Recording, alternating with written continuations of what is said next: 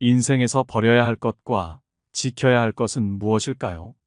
살다 보면 불어오는 바람을 피하지 못하듯이 후회도 죄 짓는 것도 피할 수 없는 게 우리의 인생일지 모릅니다.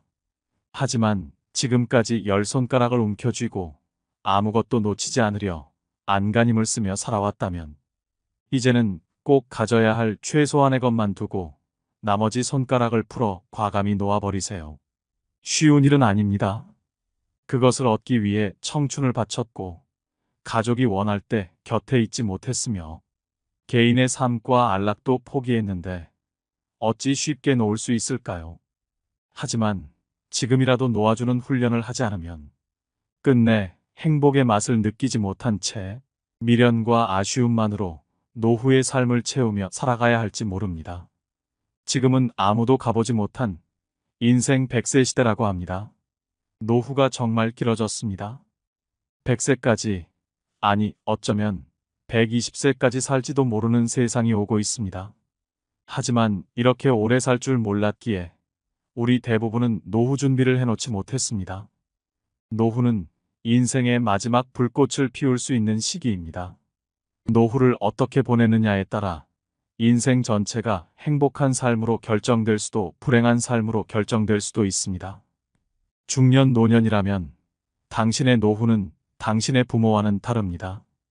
우리는 우리의 부모님과는 다른 노후를 살아갈 수밖에 없습니다. 자녀에게 부양을 기대할 수도 없을 뿐더러 돈이 있다고 행복한 노후가 보장되는 것도 아닙니다. 수명은 늘고 퇴직은 빨라진 지금 몸과 마음이 함께 건강한 사람으로 행복한 노후를 영위할 수 있는 방법은 무엇일까요? 늙어가는 것은 바꿀 수 없지만 불행을 뿌리칠 수 있는 관점과 태도만은 자력으로 바꿀 수 있습니다. 그것이 노년에 가장 필요한 지혜입니다. 꽃길이 따로 있나요? 여러분의 삶이 바로 꽃인 것을요. 인생이 무료하고 무언가를 시작하기가 두려워진 중년 노년이라면 이 영상을 꼭 시청해 주시기 바랍니다. 오늘은 한 부자 노인의 유언을 통해 죽음의 문턱에서 갖는 후회들 그리고 고마움들에 대한 이야기를 해보겠습니다. 부자 노인은 과연 인생에서 지켜야 할 것과 버려야 할 것을 현명하게 알아봤을까요? 더불어 법륜스님의 노후를 지혜롭게 보내는 방법에 대한 말씀도 배워보겠습니다. 영상을 끝까지 시청해 주시고 주변의 소중한 분들에게도 공유하시면 더 많은 분들이 해안을 얻으실 수 있을 것입니다. 구독자 여러분 모두 황혼기를 황금기로 만드실 수 있는 시간이 되시길 소망합니다. 나의 편지를 읽게 될 소중한 지인들에게 바쁜 하루를 보내고 있다는 것을 압니다. 하지만 아무리 바빠도 밥은 꼭 챙겨 드세요. 여기까지 와보니 알겠습니다. 비싼 돈으로 산 핸드폰의 70%의 성능은 사용하지도 않았고 내 값비싼 차의 70%의 성능은 필요 없는 것이었고 호화로운 우리 집도 70%의 공간은 비어있는 것이나 마찬가지였으며 옷과 일용품들 70% 또한 지극히 필요가 없는 것이었습니다. 살아보니 인생은 경기장과 같더군요. 전반전은 학력, 지위, 권력 그리고 돈을 갖기 위해 애써 살아왔고 그런 것들이 높고 많으면 이기는 것인 줄 알았습니다. 하지만 후반전은 달랐습니다. 전반전의 승리를 위해 청춘을 바쳤던 하나밖에 없는 몸은 혈압, 당뇨, 혈당, 요산을 낮추기에 후반전은 급급했답니다. 전반전은 나보다 높은 감독의 명령을 따라야 했고 후반전은 나의 명주를 잡고 있는 의사의 명령을 따라야 했습니다. 이제야 알겠더군요. 전반전에서 높이 쌓았던 모든 것들이 잘못하면 후반전에서 누릴 수가 없다는 걸 말입니다. 하물며 경기도 중간에 쉬는 시간이 있거늘 나도 쉬어가며 갔어야 했던 것을 전반전에서 앞만 보고 정신없이 살았던 날들 이제는 씁쓸한 추억으로 남았습니다. 나의 편지를 읽는 아직은 건강한 여러분들에게 딱히 아픈 곳이 없어도 잠자는 거 아까워하지 말고 음료수만 좋아하지 말고 물 많이 마시고 괴로운 일이 있어도 훌훌 털어버리세요.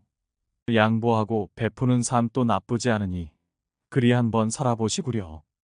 돈과 권력이 있어도 교만하지 말고, 부유하지 못해도 사소한 것에 만족하며, 필요하지 않아도 휴식할 줄을 알며, 아무리 바빠도 움직이고 좀 걷고 또 운동하세요.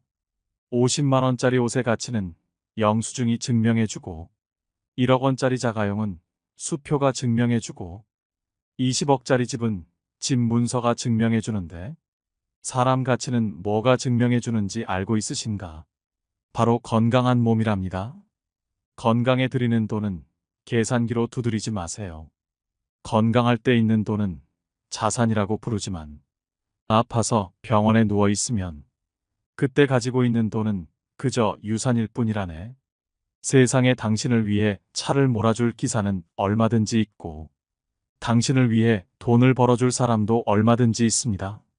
하지만 당신 몸을 대신해 아파줄 사람은 결코 없답니다.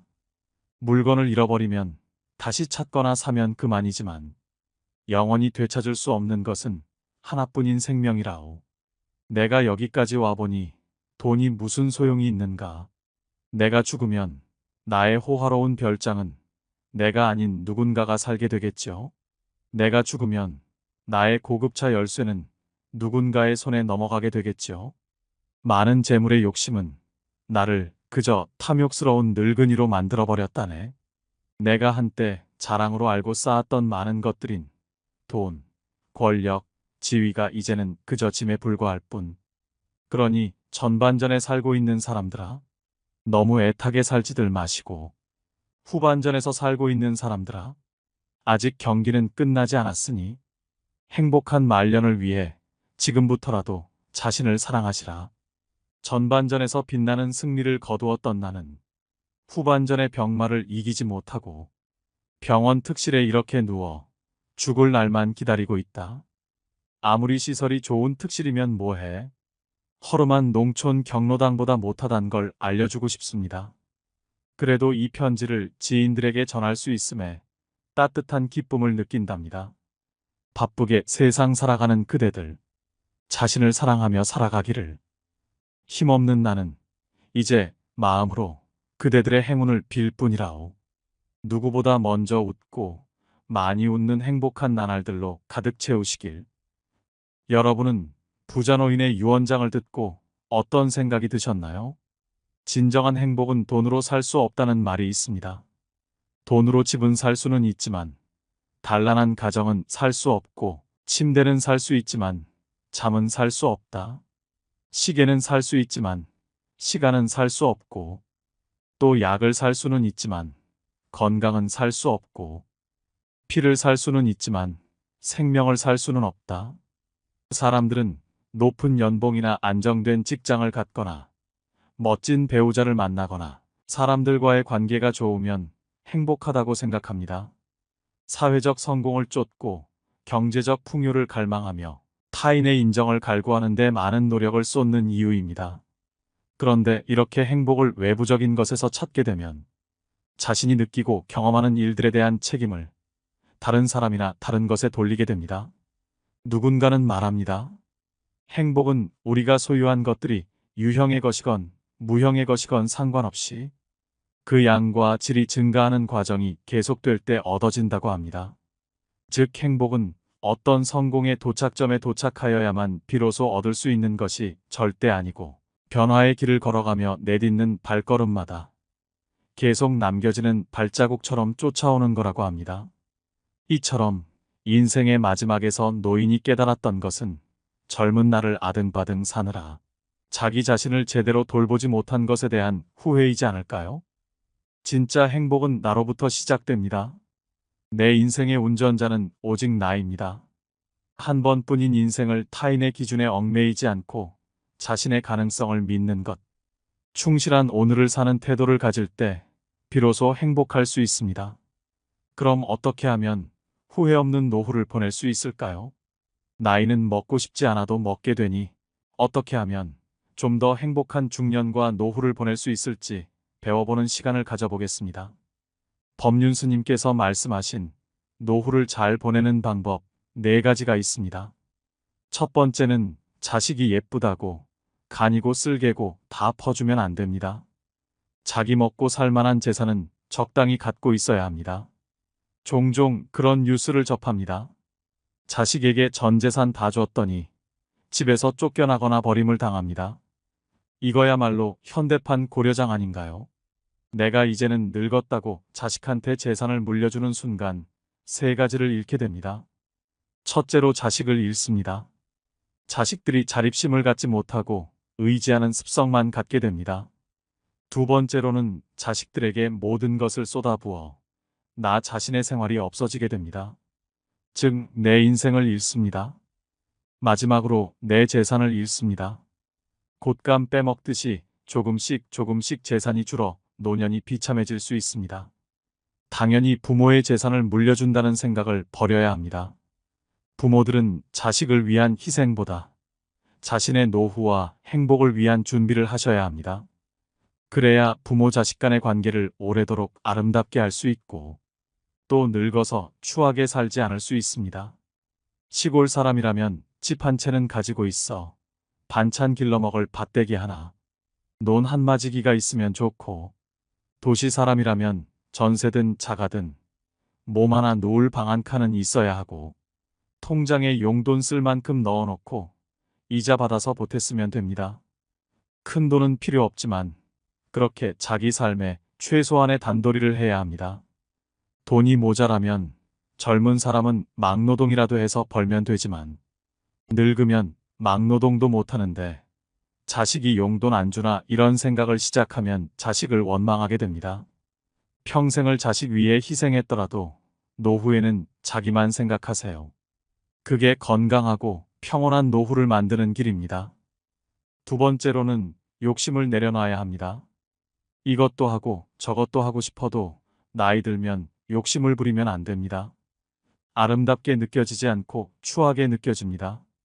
내일 죽을지 모레 죽을지 모르니까 아무것도 안 하고 놀아야 된다는 얘기가 아닙니다. 욕심을 부리면 마음이 괴로워집니다. 과식해도 안 되고 과금해도 안 되고 과욕해도 안 되고 과로해도 안 됩니다. 젊었을 때는 과로해서 피곤해도 하루 이틀 휴식하면 금방 회복이 되는데 나이가 들어서는 노화를 급속도로 재촉하게 됩니다. 그러니 나이가 들수록 뭐든 과하지 않게 조절하는 지혜가 필요합니다. 음식이 아무리 맛있어도 적당히 소식하고 돈을 더 벌어야지, 남들보다 더 잘 살아야지 하는 욕심도 내려놓아야 합니다. 예를 들면 수험생 한 명을 뽑는데 모두가 다 본인이 한 명에 들어갈 수 있다고 생각하고 100명이 달려듭니다. 그리고 그 한 명에 들지 못하면 마음이 굉장히 괴로워지고 우울증이 옵니다.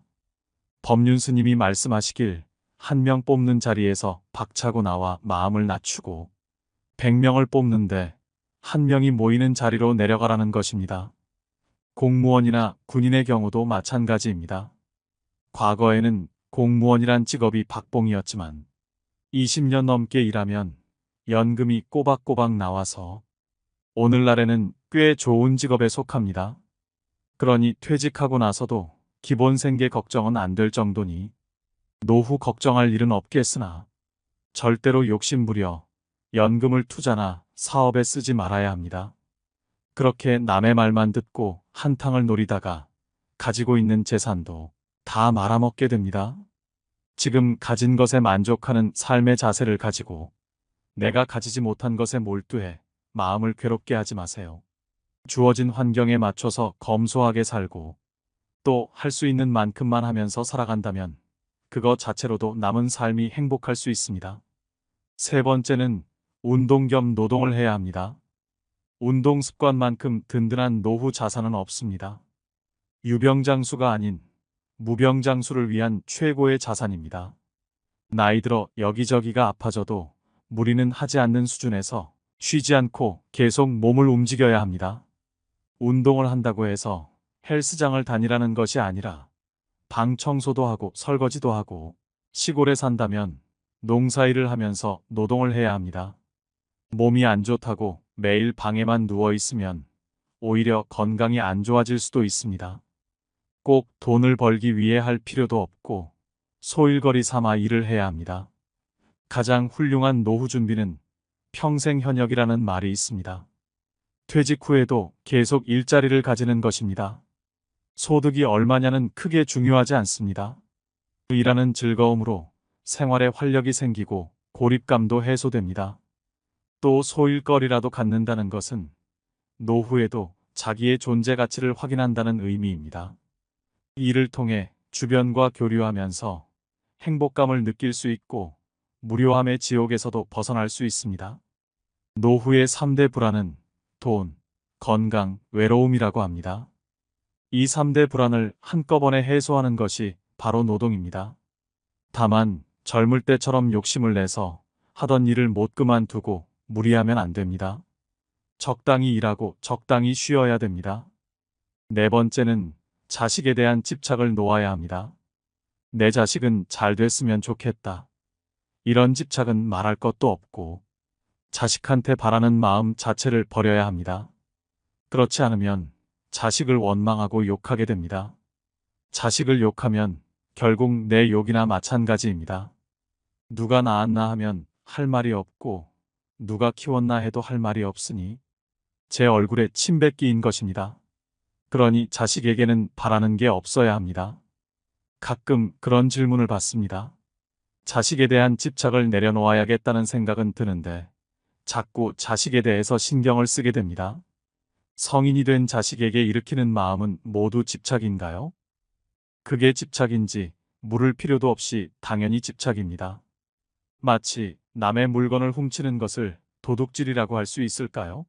하고 묻는 것과 같습니다. 집착을 못 내려놓고 있는 사실을 있는 그대로 인식할 수 있어야 문제를 해결할 수 있는 기회라도 생깁니다. 그런데 이게 사랑이 아닐까? 이렇게 생각하니까 해결이 안 되는 겁니다. 또 때가 되면 자식을 독립시켜야 됩니다. 성인이 된 자식을 독립시키지 못하는 이유는 부모가 토끼나 다람쥐보다 못하기 때문입니다. 토끼나 다람쥐는 새끼를 키울 때는 어미의 목숨을 걸고 키웁니다. 그런데 사람은 자기 생각에 빠져서 목숨을 걸기는커녕 오히려 자기 인생이 더 중요하다고 아이를 남에게 맡기는 사람도 있습니다. 다람쥐는 새끼 때는 목숨을 걸고 새끼를 보호하다 성체가 되면 새끼에 대한 집착을 끊고 각자 알아서 살도록 합니다. 새끼가 죽어도 관여를 안 합니다. 그런데 사람은 자식이 다 큰 뒤에도 계속 집착을 합니다. 그러니 사람이 다람쥐보다 못해서 그렇다고 할 수밖에 없습니다. 우선 내가 집착하고 있구나 하고 자각을 해야 합니다. 내가 남편보다는 자식을 더 많이 집착하고 있구나 하고 내 상태를 있는 그대로 알아차려야 합니다. 남편은 남의 뱃속에서 낳은 사람이고 자식은 내 뱃속으로 낳아서 어렸을 때부터 내가 키웠기 때문에 집착의 강도가 더욱 강할 수밖에 없습니다. 내가 남편한테 잘한다고 해서 반드시 결과가 좋게 돌아오는 것은 아니지만 그래도 일부분은 돌아올 가능성이 있습니다. 하지만 자식한테는 아무리 잘해도 10%도 돌아올 확률이 안 됩니다. 그런데도 여러분은 집착 때문에 바보 같은 짓을 합니다.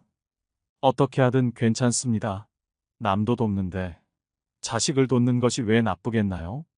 그러나 자식을 도울 때는 대부분 집착을 하거나 기대를 하기 때문에 반드시 고통이 따릅니다.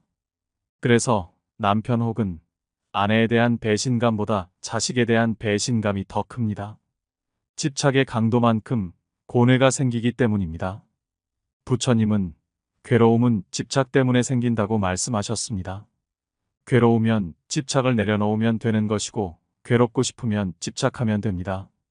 그러니 자식이 어릴 때는 정성껏 돌보고 성인이 된 후에는 각자의 길을 존중하는 방식으로 지내야 부모도 자식도 평화롭습니다. 자식이 용돈이라도 주면 액수에 관계없이 얼마를 주든 고마워해야 합니다. 또 자주 안 찾아와도 고마운 것이라 늙은 부모한테 손 빌리지 않고 달라는 것도 없어서 그 또한 고마운 것입니다. 바라는 마음이 없으면 자식을 효자로 만들 수 있고 바라는 마음이 불효자를 만듭니다. 여기에 하나를 더 얘기하자면 자식에게든 젊은 사람에게든 이래라 저래라 잔소리를 하지 말아야 합니다. 입에서 간섭이 나오려 해도 연부를 외우며 막아야 합니다. 그러면 자식들이 부모를 더 보살펴 줍니다. 대부분 자식이 부모를 떠나고 잘 안 찾아오는 경우는 부모에게도 원인이 있습니다. 간섭이 많고 잔소리도 많았던 경우가 많습니다. 이것이 부모의 특징이기도 하지만 노인의 특징이기도 합니다.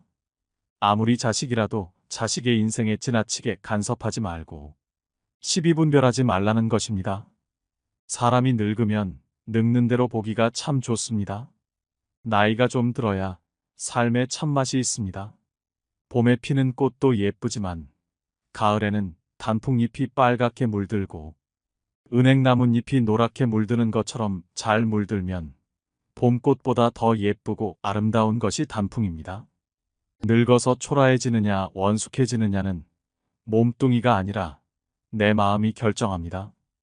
입에서 나오는 한마디가 내가 살아온 인생의 많은 경험에서 우러나오기 때문에 젊은 애들이 조잘되며 영양가 없이 하는 말보다 들을 만하고 스님도 똑같은 법문을 해도 20, 30대에는 별로 설득력이 없었으나 이제는 영감이 다 돼서 얘기하니 구수하게 들립니다.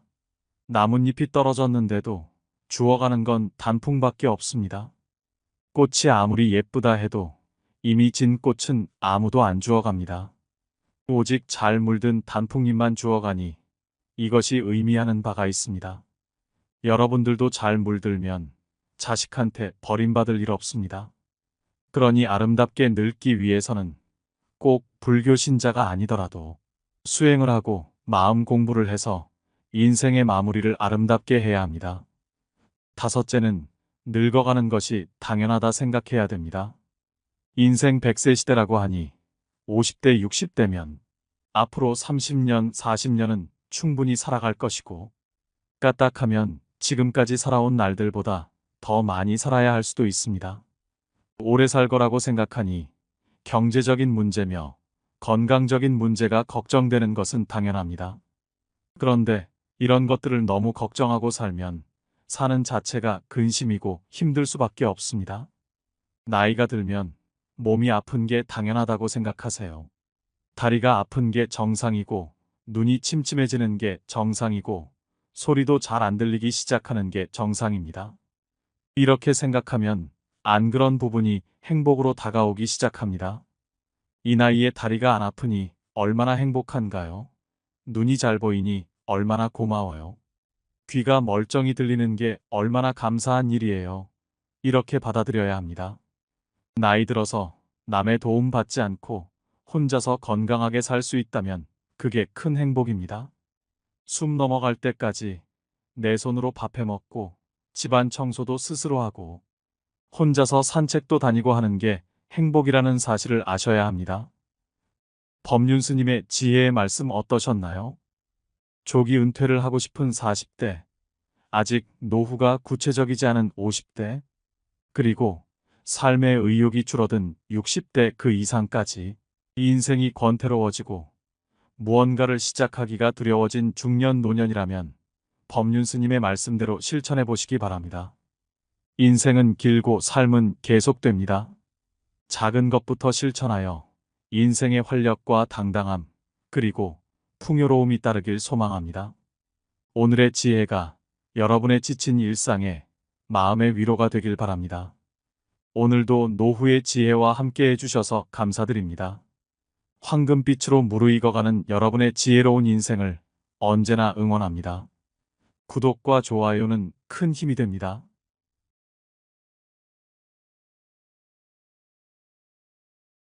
사람들은 말합니다. 나이가 들수록 친구는 적어지고 새로운 사람을 사귀기는 더 힘들어진다고 합니다.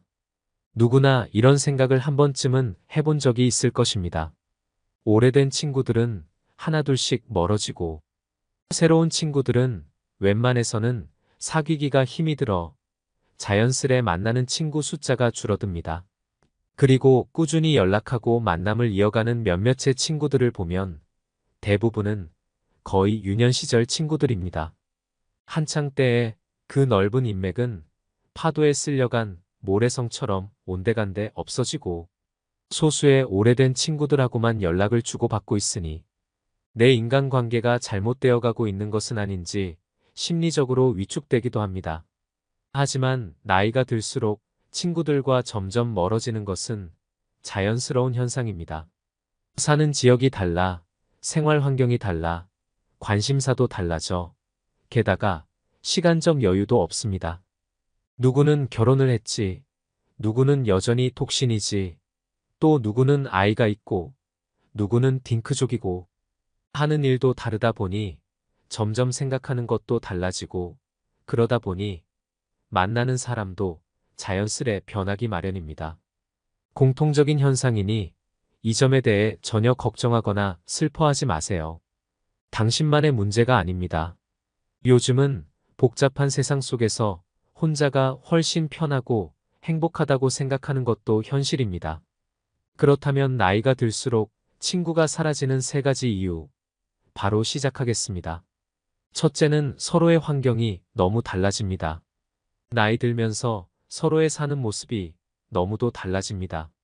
회사 다니는 친구, 개인 사업하는 친구, 그리고 구조조정으로 일자리를 잃은 친구, 탄탄대로 성공가도를 달리는 친구, 좀 뒤처지는 친구, 40대를 넘어서면서부터 자식이 있는 친구, 자식이 없는 친구, 또 자식 때문에 이런저런 골치가 아픈 친구, 결혼한 친구, 아직 미혼인 친구, 벌써 한번 갔다 온 친구, 서울 강남에 사는 친구, 지방에 사는 친구까지 너무나도 다양합니다. 어렸을 때는 학교에만 가면 늘 함께한 것이 친구였고, 한 동네 한 골목에서 고무줄 놀이를 하거나 공을 차기도 했습니다. 하지만 세월이 흐른 만큼 사는 환경도 너무 달라졌습니다. 조건 없이 만나서 웃고 떠들던 사이들은 한때의 추억으로 자리 잡았습니다. 대화의 주제도 관심사항도 머물러 있어야 할 공간과 그에 따른 시간도 제각각 자신의 삶에서 기준을 삼게 됩니다. 어릴 땐 살짝 불쾌해도 친구니까 장난이니까 화내면 내가 이상한 사람이 될 것 같아 무심코 넘겼던 말들이 이제는 참아지지 않고 반감이 생깁니다. 돈 내고 형편없는 음식점에서 불평불만을 하기보단 그냥 재방문을 다신 안 하는 것처럼 무례한 친구는 다시 연락하지 않아 버리면 그만이라고 생각합니다. 어느덧 환경이 비슷한 사람들을 만나다 보니 시간 내어 맞춰야 하는 친구들의 약속은 차일피일 핑계로 미루게 됩니다. 언제 밥 한번 먹자는 약속은 새해 목표를 세우고 지키지 않듯 반복적인 행위가 되어버립니다. 친구들과의 생활 패턴도 너무나도 달라졌습니다. 나를 한번 잡아 만나는 것조차 큰일이 되어버렸습니다. 거기다 경제적 차이도 꽤 벌어지는 경우도 있습니다. 자신도 모르게 시기 질투를 하기도 받기도 되면서 마음이 멀어지게 됩니다. 이제 친구들의 공통 관심사는 줄어들고 나의 문제도 너의 문제도 아닌 어정쩡한 경우가 많이 있습니다. 그러다 보니 자연스럽게 멀어지게 됩니다. 하지만 이것은 자연스러운 인생의 이치이니 내 잘못도 아니고 친구 잘못도 아닙니다. 정말 소중한 친구들은 언제 만나도 늘 즐겁지만 나와 맞지 않는 친구와 맞춰가는 건 힘들다는 걸 이제는 알아버렸습니다. 나의 시간과 돈을 들여 그 친구를 계속 만나는 게 나에겐 더 이상 즐거운 일이 아닙니다. 그렇게 인생 살면서 겪게 되는 고비마다 옆에 있던 친구들이 재정비가 됩니다.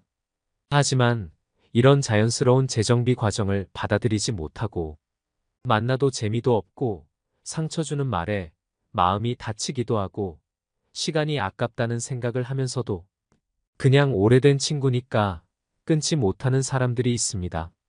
그건 인생 순리에 반하는 행동입니다. 아닌 친구 관계라면 순리에 맡기는 것도 인생 사는 지혜입니다. 두 번째는 생각보다 인생은 그렇게 길지 않다라는 현실적인 생각 때문입니다. 세상에 나오는 데는 순서가 있어도 가는 데는 순서가 없다라는 말이 있습니다. 인생이란 게 오늘 내일 어떻게 될지 모르는 세상을 살고 있습니다.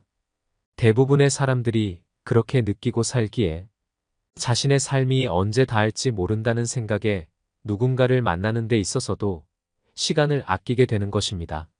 인생이 무한하지 않다는 것을 나이가 들수록 깨닫게 됩니다. 그래서 새로운 사람을 만나 서로 친해지기까지 드는 많은 시간을 할애하는 것이 부담스럽고 젊은 시절 때처럼 인맥을 넓히고 유지하는데 쏟아부어야 하는 시간과 비용을 들이는 것을 꺼리게 됩니다. 마음 맞지 않는 친구와의 관계 개선에 쓰는 시간과 감정 소모가 아깝기 때문에 이제는 있어도 그만, 없어도 어쩔 수 없는 것이 친구다라는 생각도 많이 하는 것입니다. 나이가 들수록 자신의 삶이 유한하다는 것을 피부로 체감하게 되면서 사람을 만나는데도 시간을 아끼게 됩니다. 정서적인 교감이 불확실한 새로 만나게 된 사람에게 시간 투자를 안 하게 됩니다. 인생의 중반기가 넘어가고 나서 자신의 확고한 세계관이 정리된 이후에 만난 친구가 자기와 더 잘 맞고 그래서 더 소중해질 수 있는 것이기 때문입니다.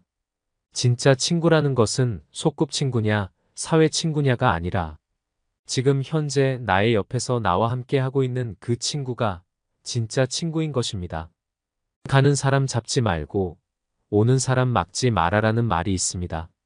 본인과 맞지 않아서 보낸 예전의 친구는 이제 그만 잊으세요. 친구 수와는 전혀 상관없이 지금 현재 나의 옆에 있는 연락하고 지내는 친구에게 만족하고 그들과 삶을 즐겁게 살아가세요.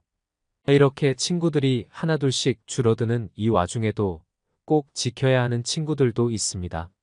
남은 인생 동안 우리 곁에 소중하게 머물게 해야 할 진짜 친구들은 어떤 친구들일까요? 새로운 것을 배우는 것에 열심인 친구, 다른 사람의 마음에 공감해주고 조용히 들어주는 친구, 한결같이 상대방을 존중해주는 친구, 상대의 말을 끝까지 경청하고 소통할 줄 아는 친구, 남의 험담을 하지 않고 칭찬을 잘하는 친구, 충고나 가르치려 들지 않고 선을 잘 지키는 친구, 겉과 속이 다르지 않고 일관성이 있는 친구, 적당히 절제할 줄 아는 친구, 자식 자랑하지 않는 친구. 여러분들도 몇몇 친구가 떠오르지 않나요? 바로 그 친구들이 우리의 남은 인생 동안 끝까지 함께 가야 할 귀한 사람들입니다. 반면 매번 시간 약속을 안 지키는 개념 없는 친구, 자신의 힘든 점을 반복적으로 얘기하는 친구, 만나면 자기 자랑만 늘어놓는 친구들은 오히려 안 만나는 편이 나의 정신건강을 지킬 수 있습니다. 만날 때마다 감정 쓰레기통이 된 듯한 생각을 불러 일으키는 친구 때문에 자신의 인생을 피곤하게 맞춰주며 살기보다는 나의 인생과 정신적 안정감을 더 중요하게 생각해야 됩니다. 좋은 사람들만 만나기에도 바쁠 만큼 쏜살같이 지나가는 인생입니다. 솔직히 1년에 한 번씩 보고 통화하는 20년지기 친구보다 일주일마다 한 번씩 만나는 친구가 훨씬 더 가까운 친구 아닌가요? 진짜 친구라는 기준의 틀을 정해놓지 마세요. 그러는 순간 남아있는 다른 친구들에 대한 비중을 적게 두게 돼요. 그 소중한 사람들의 의미까지 없다고 느낄 수 있습니다. 오늘부터는 오래된 친구가 더 소중하다라는 편견을 버려보세요. 앞으로 더 살아갈수록 또 다른 만남이 있고 헤어짐이 있고 그 중에서 내가 다시 마음을 활짝 열 수 있는 누군가를 만나게 될 일입니다. 누가 나한테 호감을 표현하고 있다면 너무 의심하거나 밀쳐내지 마시고 그 만남에 겁내지 마세요. 내가 마음을 열지 않고 있으면 절대 보이지 않습니다. 그저 지금 옆에서 자리를 지키고 있는 현재의 친구와 행복한 시간을 보내시고 또 잊지 말아야 할 점은 나에게 가장 소중한 친구는 바로 나 자신이다라는 걸 잊지 마시고 언제나 나 스스로를 사랑해 주세요. 세 번째는 친구보다 더 중요한 것들이 많아지기 때문입니다. 나이가 들어감에 따라 친구보다 더 중요한 것들이 많아지면서 나와 굳이 맞지 않는 사람과는 자연스럽게 멀어지게 됩니다. 그리고 그것은 잘못된 것이 아닌 지극히 자연스러운 현상입니다. 요즘같이 살기 힘든 세상일수록 나의 미래, 즉 노후의 삶에서 가장 중요한 부분은 친구가 아니라 바로 내가 차지하는 부분이 훨씬 커지게 되었기 때문입니다. 내가 어떻게 해야 더 잘 살 수 있을까라는 노후의 삶에 대한 고민이 많아지다 보니 상대적으로 친구는 뒤로 밀리게 되는 것입니다. 세상사 모두 만남이 있으면 헤어짐이 있고 모든 인간관계를 전부 세상 끝까지 끌고 갈 수는 없는 노릇입니다. 그 점에 대해 불안해하거나 초조해하거나 불편해하실 필요 전혀 없습니다. 나이가 들면서 너나 할 거 없이 모두가 똑같이 겪는 일에 불과합니다. 또 나이가 들어서 친구 관계가 줄어드는 것은 단순히 물리적으로 공유하는 시간이 줄어들기 때문만은 아닙니다. 바로 나이가 들면서 형성되는 자아의 차이가 나와 맞지 않는 친구들을 줄여나가게 만드는 것. 예를 들어 성격이 아주 활발하고 외향적인 사람과 조용하고 내성적인 사람은 의외로 잘 어울립니다. 각자 성향이 다르기 때문에 서로가 가지고 있지 못한 부분을 채워주면서 같은 성향으로 인한 트러블이 발생하지 않기 때문입니다. 하지만 이런 사람들도 세상을 살다 보면 성격이 바뀌기도 하고 자신만의 확고한 정체성이 강해지면서 예전에 친하게 지냈을 때와는 다르게 서로 이해가 안 되는 부분이 많아질 때가 옵니다. 그러면 서로 많이 변했네 어쩌네 하면서 감정이 걷잡을 수 없이 나빠지게 됩니다. 사람들이 통상적으로 말하던 소꿉친구가 평생 친구라는 말은 예전에나 통했지만 요즘 시대에는 그렇지 않은 경우가 더 많습니다. 어린 시절에는 우정이 자발적이고 순수한 성격을 띱니다. 그 어떤 이해타산도 없고 자기가 먼저 다가갈 수 있고 거기에 응대하는 사람들과 함께하는 게 그냥 좋습니다.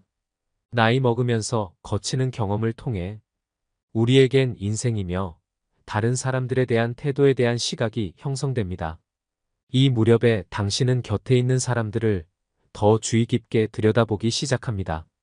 실없이 흥청대는 만남은 한 달에 몇 번 가까운 술집에 둘러앉는 것으로 바뀌며 오랫동안 알고 지낸 사람이 자기 인생살이에 관해 한없이 늘어놓을 때 우리의 머릿속에선 늘 같은 생각이 맴돕니다. 우린 이제 갈 길이 서로 다르군. 그 시점은 대개 대학을 졸업하고 사회인이 되는 시기와 일치하는 것 같습니다. 사회적 위치가 달라지고 각자의 관심사, 목표, 가치관이 생겨나는 시기. 그 전까지는 모두가 학생이었습니다. 성적의 차이는 있을지언정 똑같이 공부하고 똑같이 돈이 부족했습니다. 그러나 취업을 기점으로 결국 서로 다른 자아가 만들어지게 되는 것이지요. 결국 자연스럽게 나와 맞지 않는 친구들과는 멀어지게 되는 것입니다. 불편을 감수하면서 친구 관계를 억지로 유지하려는 노력보다 자연스럽게 나와 진정으로 맞는 친구를 찾는 과정이라고 생각합니다. 한때 가장 다양한 상황에서 다양한 삶을 당신에게 안긴 사람들이 2단계에서 걸러져 사라집니다. 왜냐하면 중년의 나이가 넘어가고 나서 자신의 확고한 자아가 확립된 이후에 사회에서 만난 친구가 자기와 더 대화도 잘 통하고 축이 맞기 때문입니다. 이 사람을 지금 만났다면 절대 친구하지 않았을 거야 하고 깨닫기도 합니다. 옛 친구와 나는 성장하면서 다른 사람이 됐고 이제 서로 별로 좋아하지 않습니다. 그런 일은 흔하게 생기기 마련인데 그렇다 해서 아쉬워할 건 하나도 없습니다. 연구에 따르면 청소년기의 우정이 사람의 정신 건강에 큰 영향을 미친다고 합니다. 만약 여러분에게 친근하고 감성적인 관계가 있었다면 그런 우정 덕분에 당신은 불안이나 우울증을 겪지 않을 수 있었으며 자존감이 높아진 것입니다. 인생에 그렇게 많은 친구는 필요 없습니다. 정말 평생을 함께할 친구 한 명만 있어도 성공한 인생이라고 합니다. 평생을 함께할 인연이 있고 잠깐 스쳐 지나가는 인연도 있습니다. 내가 최선을 다해 붙잡아야 할 인연이 있고 그냥 스쳐 지나가도록 놔둬야 할 인연도 있습니다. 엇나간 인연은 그냥 흘러가도록 두고 새로운 인연을 또 감사히 붙잡으면 됩니다. 누가 누구에게 잘못했고의 문제가 아니고 서로를 존중하지 않는다는 문제도 아닙니다. 그냥 자신과 맞지 않는 사람일 뿐인 것입니다. 그게 내가 나를 챙기는 법이고 내가 스트레스에서 나를 구해주는 일입니다. 맞지 않은 친구와 인연을 유지하는 대신 옆에 있는 소중한 사람에게 더 잘하는 게 어떨까요? 현재 친구들과의 관계를 잘 유지하는 방법 중 가장 중요한 것은 지금 당장은 바쁘고 조금은 귀찮더라도 먼저 안부를 묻는 연락을 하는 것입니다. 늘 상대방에게 연락이 오기만을 기다리지 말고 오늘은 친구에게 먼저 연락해서 안부를 묻는 따뜻한 마음을 베풀어 보는 것은 어떨까요? 오늘도 노후의 지혜와 함께 해주셔서 감사드립니다. 황금빛으로 무르익어가는 여러분의 지혜로운 인생을 언제나 응원합니다.